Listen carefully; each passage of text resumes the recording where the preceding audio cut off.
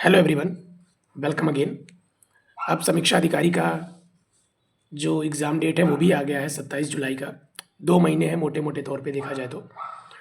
और अभी भी मैं यही कहना चाहूँगा कि हिंदी सबसे ज़्यादा स्कोरिंग सब्जेक्ट है। 60 नंबर, 60 नंबर कोई नहीं ले सकता। ये एक मतलब फिक्स्ड सब्जेक्ट है जहाँ से आयोग कहीं बाहर से नहीं पूछ सकता। जीएस में तो कुछ भी पूछा है उसने। यूपी पीसीएस 2024 आप लोगों ने देख ही लिया है। पर मुझे आशा है कि ये स्कोरिंग सब्जेक्ट रहेगा हमारा, क्योंकि कुछ गिनी चुनी किताबें हैं, उसी से हम लोग प्रैक्टिस कर रहे हैं। प्रैक्टिस सेट्स लगाएंगे काफ़ी हद तक। मैक्सिमम क्वेश्चन बहुत वास्ट नहीं है, 6 टॉपिक्स हैं, कंप्लीट कर लेंगे। तो अब धीरे धीरे हम लोग प्रैक्टिस सेट भी लगाना शुरू कर रहे हैं। तो आज पहला प्रैक्टिस सेट लगा रहे हैं, ठीक है। तो शुरू करते हैं। निम्नलिखित में से विशेषण शब्द का चयन कीजिए। सरपंच, पांचवा, प्रपंच, पहुँच। तो पांचवा किसका विशेषण शब्द है? पाँच का। पाँच का जो विशेषण क्या है? पांचवा। ठीक है, पाँच क्या है विशेष, उसका विशेषण क्या है? पांचवा। मीठा अमरूद में मीठा विशेषण किस कोटि का है? तो मीठा उसके गुण को बता रहा है, तो ये गुणवाचक विशेषण हो जाएगा। निम्नलिखित में से कौन सा शब्द विशेषण नहीं है? ठीक है, तो आगामी, शांत, काला, ये सब क्या है? विशेषण है। पर तुम क्या है? तुम एक सर्वनाम है। संज्ञा के स्थान पर प्रयुक्त होने वाले शब्द एक सर्वनाम, यह विशेषण नहीं है। बाकी आगामी, शांत, कला, ये किसी न किसी चीज़ की विशेषता को बता रहा है। निम्नलिखित में से कौन सा शब्द विशेषण नहीं है? वरद, वर्णीय, वरदायक और वरदान। तो वरदान शब्द जो है वो विशेषण नहीं है इसमें से, ठीक है, ये विशेष्य है। 10 कुंटल गेहूं खरीद लिया, इस वाक्य में किस कोटि का विशेषण प्रयुक्त हुआ है? तो देखिए 10 मतलब एक फिक्स्ड है। क्विंटल क्या है? परिमाण बता रहा उसका, ठीक है। तो निश्चित परिमाणवाचक विशेषण है इसमें प्रयुक्त हुआ। निम्नलिखित में से कौन सा एक विशेषण का प्रकार नहीं है? तो देखिए गुणवाचक तो विशेषण है, पता है आपको, सार्वनामिक भी है, संख्यावाचक है, परिमाणवाचक नहीं है, परिमाण बोधक है, तो ये नहीं होगा, ठीक है। परिमाणवाचक नहीं है, परिमाण बोधक है। रामायण की तुलना में महाभारत बृहत्तर है, रेखांकित शब्द की कौन सी अवस्था है? तो ये उत्तरा अवस्था है। ऐसे देखिए, बृहत, बृहत्तम, बृहत्तर, ठीक है, ऐसे होगा। ये बृहत, बृहत्तर और फिर आएगा बृहत्तम, ठीक है। तो बृहत क्या है? ये मूलावस्था है। फिर बृहत्तर क्या है? यह उत्तरावस्था है। और बृहत्तम क्या है? ये उत्तमावस्था है। तो प्रश्न के अनुसार उत्तरावस्था इसका उत्तर होगा, ठीक है। पठनीय विशेषण निर्माण निम्नलिखित में से किस प्रकार के शब्द से हुआ है? तो देखिए पठनीय तो पाठ से हुआ होगा। पाठ एक प्रकार का क्या है? क्रिया है। क्या कर रहे हैं? क्रिया है, ठीक है। तो पाठ से पठनीय बना होगा, तो ये क्रिया होगा सही उत्तर इसका। उस विक्षिप्त व्यक्ति को इतने पैसे किसने दिए? इस वाक्य में कितने विशेषण प्रयुक्त हुए हैं? देखिए उस तो एक सार्वनामिक विशेषण है, विक्षिप्त उस व्यक्ति का गुण है, इतने पैसे एक प्रकार का प्रश्न है। तो टोटल कितने हो गए? तीन विशेषण इसमें प्रयुक्त हुए हैं। निम्नलिखित में से किस विशेषण का निर्माण अव्यय शब्द से हुआ है? तो उपासक, दुर्बल, अपमानित और बाहरी। तो पहले ये जान लेते हैं कि अव्यय शब्द क्या होता है। अव्यय शब्द वो शब्द होते हैं जिनमें लिंग, वचन, कारक आदि के कारण कोई परिवर्तन नहीं होता है, ठीक है। अर्थात कि वो अपने मूल रूप में ही रहते हैं। जैसे कोई शब्द ले लेते हैं किंतु, ठीक है, ये अपने मूल रूप में ही रहेगा, चाहे लिंग, वचन, कारक कुछ भी हो, उसमें कोई चेंज नहीं होगा। तो ऐसे यहाँ पे बाहरी शब्द भी होगा, ठीक है। तो बाहरी शब्द ही वह अव्यय शब्द है जिससे विशेषण का निर्माण किया गया है, ठीक है। निम्नलिखित में से कौन सा शब्द तीक्ष्ण का विलोम होगा? तो देखिए तीक्ष्ण का विलोम जो होगा ये होगा आपका मंद, ठीक है। तीक्ष्ण का विलोम जो होगा वो होगा मंद, ठीक। निम्नलिखित में से कौन सा शब्द मूक का विलोम होगा? मूक का विलोम वाचाल होता है, ठीक है। अथ का विलोम क्या होगा? इति होगा। अथ का विलोम क्या होगा? इति होगा। निम्नलिखित में से परिश्रम का विलोम क्या होगा? परिश्रम का होगा विश्राम। विश्राम, परिश्रम का विलोम क्या होगा? विश्राम होगा। सुलभ का विपरीतार्थक शब्द क्या है? दुर्लभ। सुलभ का दुर्लभ। शोषक, मतलब शोषक का विपरीतार्थक शब्द क्या होगा? पोषक होगा। पोषक, पोषक। हर्ष का विलोम क्या होगा? हर्ष का विषाद होगा। हर्ष का विषाद। बाकी तीनों तो उसके पर्यायवाची हैं। कृतज्ञ, किए गए उपकार को मानने वाला कृतज्ञ कहलाता है। जो उपकार को न माने उसे कहते हैं कृतघ्न। इसका विलोम। निम्नलिखित में से त्रुटिपूर्ण विलोम शब्द युग्म का चयन कीजिए, ठीक है। तो अधम का उत्तम, ठीक है। प्रफुल्ल का ग्लान नहीं म्लान होगा, सॉरी गलत दिया है टाइप भी इसमें। प्रफुल्ल का होगा मलान, मलान। व्याघ्र, व्याघ्र का होगा आकेटक, ठीक है। तो ये क्या होगा? गलत होगा। देखिए व्याघ्र क्या है? ये शेर का पर्यायवाची है, ठीक है। और आखेटक शिकारी का पर्यायवाची है। तो ये शेर और शिकारी की बात हो रही है, तो ये नहीं हो सकता है, ठीक है, ये गलत है। द्युति और अंधकार भी सही है, तो मतलब कि ये युग्म जो है ये त्रुटिपूर्ण है, ठीक है। व्याघ्र का अगर कर बताना चाहें तो व्याघ्र का विलोम हो सकता है आपका सभ्य। व्याघ्र का विलोम हम सभ्य कर सकते हैं, शिष्ट कर सकते हैं, शालीन कर सकते हैं, ठीक है। और आखेटक का विलोम हम कर सकते हैं, अगर शिकारी है तो इसका विलोम हम कर सकते हैं पशुपालक, ठीक है। इसका विलोम हम कर सकते हैं पशुपालक, आखेटक का, ठीक। जातीय शब्द का विलोम क्या होगा? तो जाति का विलोम शब्द होगा विजातीय, विजातीय। गधा का तत्सम रूप क्या है? तो गधा का तत्सम रूप है गर्दभ। गर्दभ से क्या बनता है? तद्भव गधा या गधा, ठीक। तो ये तत्सम रूप है इसका, गधा का। एकल शब्द का तद्भव रूप क्या होगा? तो एकल शब्द का तद्भव रूप होगा अकेला। एकल का तद्भव रूप होगा अकेला। सिंह का तत्सम रूप क्या होगा? तो श्रृंग से सिंह बना है, तो ये होगा श्रृंग। श्रृंग से क्या बना है? श्रृंग से बना है सिंह। श्रृंग से क्या बना है? सिंह। निम्नलिखित में से कौन सा शब्द तत्सम नहीं है? तो उस हिसाब से अगर देखा जाए तो आंख शब्द तत्सम नहीं है। पर अगर दृक्, दृक् का देखा जाए तो दृक् एक तत्सम शब्द है, उसका तद्भव क्या है? दृग् है। तो दृक् तो तद्भव है, ये भी नहीं होना चाहिए और ये भी नहीं होना चाहिए। तो इसमें थोड़ा दोनों देखना पड़ेगा। चलिए हम लोग देख लेंगे, कोई दिक्कत नहीं है। अकार शब्द का तद्भव रूप क्या होगा? इसका होगा अकाम, अकारत, अकाज। अकाज होगा, अकाज,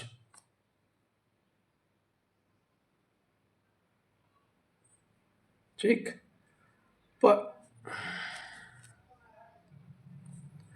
परसों शब्द का तत्सम रूप क्या है? तो परसों शब्द का तत्सम रूप होगा पार दिवस। पार दिवस, परसों किसका है? पार दिवस। इसका तत्सम रूप है पार दिवस और इसका तद्भव हुआ है परसों, ठीक है। निम्नलिखित में से कौन सा शब्द पड़ोस शब्द का तत्सम रूप है?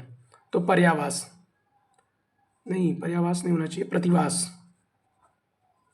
प्रतिवास मतलब साथ रहने वाला। प्रतिवास पड़ोस शब्द का तत्सम रूप है। प्रतिवास से क्या बना है? पड़ोस। प्रतिवास से बना है पड़ोस। निम्नलिखित हिंदी महीनों के तद्भव तत्सम नामों को कौन सा युग्म त्रुटिपूर्ण है? तो माघ शीर्ष का माघ, पौष का पूष, भाद्रपद का भादव और सावन का श्रावण नहीं, ये होगा श्रावण। श्रावण का सावन होगा, ठीक। गैरिक शब्द का तद्भव रूप क्या होगा? गेरुआ होगा। गैरिक का तद्भव रूप क्या होता है? गेरुआ होता है। जम्हाई शब्द निम्नलिखित में से किस शब्द का तद्भव है? तो जम्हाई शब्द इसका तद्भव है, ये होगा जिम ब्रिक का, जिम्ब्रिका का, जिम्ब्रिका का, बी का। जिम्ब्रिका एक तत्सम शब्द है जिसका तद्भव रूप है जम्हाई। जिम्ब्रिका का जमाई, जम्हाई। ठीक है। जो किसी अल्पवयस्क या अनाथ बच्चे की देख रेख करता हो उसे कहते हैं अभिभावक। उसे क्या कहते हैं? अभिभावक। ये जम्हाई वाला याद रखिएगा, ये होता है जिम द्रिम्बिका। ये तत्सम शब्द है, इसका तद्भव रूप क्या है? इसका तद्भव रूप है जम्हाई, जम्हाई। जो अभी अभी उत्पन्न हुआ हो के लिए उपयुक्त शब्द क्या है? अद्ध प्रसूत। जो अभी अभी उत्पन्न हुआ हो उसे कहेंगे अद्ध प्रसूत। जिस पर मुकदमा चल रहा हो उसे क्या कहेंगे? अभियुक्त, अभियुक्त। पहाड़ का ऊपरी भाग, पहाड़ का ऊपरी भाग क्या होगा? उसको कहेंगे हम लोग आदित्य का। वैसे देखिए, हमें वैसे इसको कहना तो चाहिए चोटी, ठीक है, क्योंकि पहाड़ का जो ऊपरी भाग है वो चोटी होता है। आदित्य का जो होता है ना, पहाड़ के ऊपर की जो समतल भूमि होती है उसको कहते हैं हम लोग। तो ऊपरी भाग तो यहाँ चोटी होना चाहिए, आदित्य का नहीं होना चाहिए, ठीक है। और तलहटी, पहाड़ के जो नीचे की भूमि होती है उसको तलहटी कहते हैं। देखिए 3 शब्द होती है, एक तो होता है चोटी, पहाड़ का ऊपरी भाग, एक होता है आपका आदित्यका। आदित्यका का मतलब होता है पहाड़ के ऊपर की समतल भूमि। फिर एक होता है घाटी या तलहटी, तलहटी पहाड़ के नीचे की जो भूमि होती है उसे कहते हैं तलहटी। बिना प्रयास किए वाक्यांश के लिए एक शब्द क्या है? अनायास, अनायास, ठीक है। बिना पलक झपकाए वाक्यांश के लिए एक शब्द, इसको कहेंगे हम लोग अनिमेष। बिना पलक झपकाए, अनिमेष। बिना प्रयास किए अनायास। जिसकी ग्रीवा शंख की तरह हो उसे क्या कहेंगे?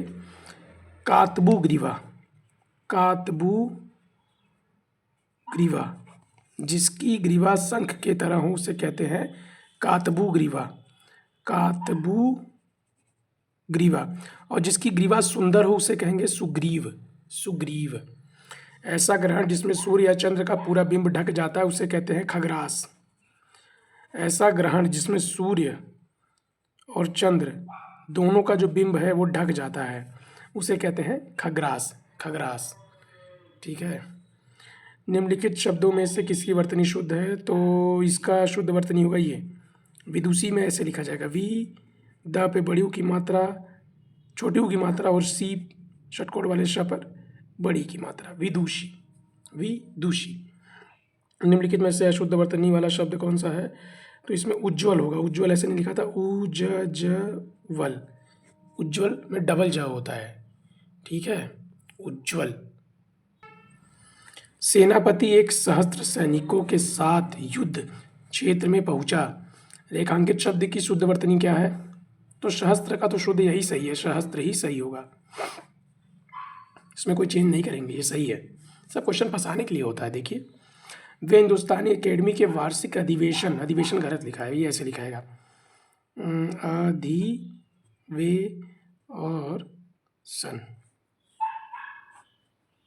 अधिवेशन इस प्रकार लिखाएगा, ठीक है, बड़ा श रहेगा, अधिवेशन। निम्नलिखित में से शुद्ध वर्तनी वाले शब्द का चयन कीजिए। तो प्राकथन सही है, यही सही है, प्राकथन। प्रकथन नहीं होगा, प्रकाथन नहीं, प्राकथन नहीं, प्राकथन, प्राकथन, प्राकथन। निम्नलिखित में से किसकी वर्तनी शुद्ध है? तो इसमें शुद्ध वर्तनी होगी, देखिए आविष्कार तो सही है, ठीक है, आविष्कार की तो वर्तनी शुद्ध है। अब हमें इसकी वर्तनी देख लेते हैं कि देवर्षि की वर्तनी ऐसे होगी, देवर्षि, इस प्रकार। देवार्षि नहीं होगा, देवर्षि होता है। देव षटकोण वाला श पे छोटी की मात्रा और उड़ंत है, देवर्षि। ज माता नहीं होता है, जा माता होता है, जा माता, जा माता। निशब्द ऐसे लिखाएगा, नि शब्द, नि शब्द, ठीक है, ऐसे निशब्द लिखाएगा। निम्नलिखित वाक्यों में शुद्ध वाक्य है। श्री कृष्ण के अनेकों नाम है, श्री कृष्ण, भगवान श्री कृष्ण के अनेकों नाम का उल्लेख मिलता है, श्री कृष्ण के अनेकों नामों से पुकारा जाता है, श्री कृष्ण के अनेक नाम है, यही सही है, अनेक नाम है, करेक्ट। निम्नलिखित वाक्यों में शुद्ध वाक्य क्या है? उसकी शंका का निवारण हो गया, उसकी शंका समाप्त हो गई, उसकी शंका का समाधान हो गया, अब उन्हें शंका नहीं रही है, तो उसकी शंका का समाधान हो गया, ये सही है। उन्हें अब शंका नहीं दी, ये नहीं ठीक है, ठीक है, उनकी शंका का समाधान हो गया। निम्नलिखित में वाक्यों में से शुद्ध वाक्य का चयन कीजिए। ठीक है, मैं गाने की मेहनत कर रहा हूँ, गलत है, कसरत कर रहा हूँ, गलत है, मैं गाने की नहीं, गाने का अभ्यास कर रहा हूँ, ये सही है, गाने का अभ्यास कर रहा हूँ। निम्नलिखित में से वाक्य में से शुद्ध रूप का चयन कीजिए। वह दंड पाने योग्य है, वह दंड लेने योग्य है, वह दंड के योग्य है, वह दंड देने योग्य है, वह दंड के योग्य है, वह दंड के योग्य है। हेरंब निम्नलिखित में से किसका पर्यायवाची है? तो हेरंब गणेश जी का पर्यायवाची है, हेरंब गणेश जी का पर्यायवाची, से याद कर लीजिए, हेरंब किसका पर्यायवाची है? गणेश जी का। निम्नलिखित में से रात का पर्यायवाची क्या नहीं है? तो रात का पर्यायवाची निशा है, रजनी है, विभावरी, विभा समय। शफरी जो है ना, ये मछली का पर्यायवाची है, शफरी, मीन मत्स्य मछली, मछली का पर्यायवाची क्या है? सफरी, सफरी। पर्यायवाची शब्दों के गलत युग्म की पहचान कीजिए। तो चीर, अंबर, पट, वसन, वस्त्र, ये सब कपड़े का पर्यायवाची, ये सही है। वन, कानन, विपिन, अरण्य, ये सब जंगल का पर्यायवाची है, ये भी सही है। भेषज, औषधि, औषध, ये क्या है? ये दवा का पर्यायवाची है, ये भी सही है। उष्ट्र, ऊँट का पर्यायवाची। महाग्रीव जो है, ये भी ऊँट का पर्यायवाची है। और दादुर, दादुर जो है, ये मेढक, मेढक का पर्यायवाची है, मेढक। दादुर किसका पर्यायवाची है? मेढक का पर्यायवाची। अभी हमने क्लास जो 21 या 22 किया, उन दोनों में से किसी एक में मैंने मेढक की पर्यायवाची बताई है, उसमें साफ साफ पता है दादुर क्या है। महाग्रीव मतलब बड़ी गर्दन, तो मतलब ऊँट है, तो पता चल रहा, तो यही वाला जो है गलत युग में है। निम्नलिखित में से लाल का पर्यायवाची शब्द क्या नहीं है? तो अरुण, लोहित, रक्तिम, ये तीनों है लाल का पर्यायवाची है। लेकिन शोणित जो है ना, ये खून का पर्यायवाची है, शोणित जो है ये खून का पर्यायवाची है, खून का। निम्नलिखित में से गलत पर्यायवाची शब्द का पहचान कीजिए। तो यम का काल सही है, मदिरा, गरल भी सही, रात्रि, विभावरी सही।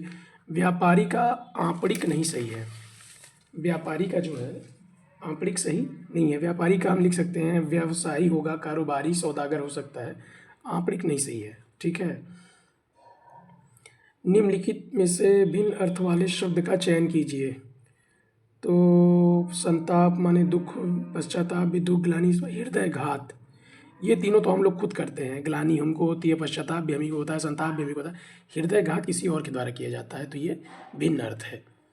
भाग्य का पर्यायवाची क्या हो सकता है इसमें से? तो प्रारब्ध है। प्रेमानंद महाराज जी कई बार बताते हैं, प्रारब्ध शब्द का अगर कोई सुनता है तो प्रयोग करते हैं, तो प्रारब्ध का मतलब ही होता है भाग्य में जो लिखा होता है, आपके प्रारब्ध में जो लिखा होता है, ठीक है। अब आगे बढ़ते हैं हम लोग। निम्नलिखित में से प्रगल्भ का समानार्थी शब्द कौन सा है? तो देखिए, प्रगल्भ का मतलब होता है चतुर, पहले ये जान लीजिए, प्रगल्भ का मतलब क्या होता है? चतुर, होशियार, प्रतिभाशाली, साहसी, कुछ भी कह सकते हैं, हाजिर जवाब भी कह सकते हैं। तो इसका पर्यायवाची समानार्थी शब्द प्रख्यात तो नहीं होगा, दंभ भी नहीं होगा, कल्पित भी नहीं होगा, अहंकारी होने के चांसेस है, पर ये क्वेश्चन में थोड़ा सा डाउट है, अहंकारी होना चाहिए। निम्नलिखित में से कौन सा शब्द छाया का पर्यायवाची है? प्रतिबिंब है, साया है, प्रतिचित्र है, सब हो सकता है, लेकिन झाई नहीं है। झाई तो ये चेहरे पर पड़ने वाला जो दाग धब्बा होता है, उसको झाई कहते हैं हम लोग। निम्नलिखित में से प्रपात का समानार्थी शब्द कौन सा है? तो प्रपात का समानार्थी शब्द निर्झर, झरना होना चाहिए, ठीक है। पत्र, पर्ण और पतित तो नहीं होना चाहिए, ठीक। तो अब 60 क्वेश्चन हमने आज ही प्रैक्टिस सेट के लगा लिए हैं, कल फिर एक नया लगाएंगे, ऐसे ही लगाते चलेंगे रोज़ रोज़।